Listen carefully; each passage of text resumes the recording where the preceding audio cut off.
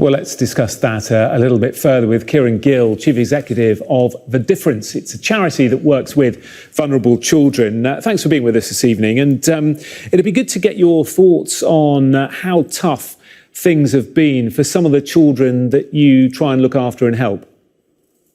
Great to be with you. Thanks, Jonathan.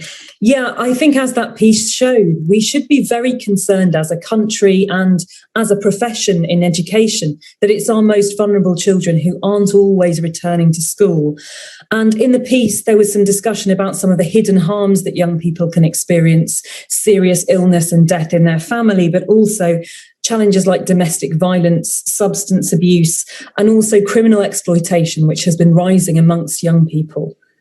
And it's just very important now more than ever that we are professionally curious as teachers. And I'm very lucky to work at The Difference with schools who are trying to buck this trend, trying to reach out to their most vulnerable young people and think outside the box to make sure that they can stay in education, because we know that the cost and the risk, if they don't, is so high. Increased serious mental health problems, unemployment, and again, risk of criminal exploitation. So what does your organisation do then? Obviously, you're working with teachers, you're working with the kids, but how can you try and make sure they stay in mainstream education? Well, at The Difference, we believe that things start with school leadership. So you saw in that segment David Boyle, who runs Dunraven School, and they've worked really hard, as I said, to think outside the box to make sure there's a safe space for young people to come to school before they're able to potentially integrate with the rest of the school population. And at The Difference, we train school leaders, sometimes they're head teachers, sometimes they're deputy head teachers or assistant head teachers, to think whole school about how they can spot young people who are becoming increasingly vulnerable, how they can reach out and work with families, and also understand some of the threats that might be around young people that are sort of pulling them away from school.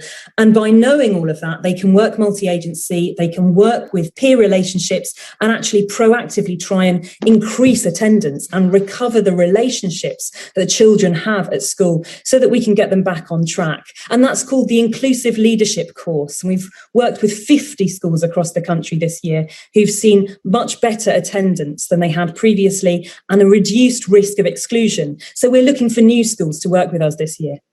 And is the government behind this? We know they've pumped a lot of money into trying to help youngsters as a result of the pandemic.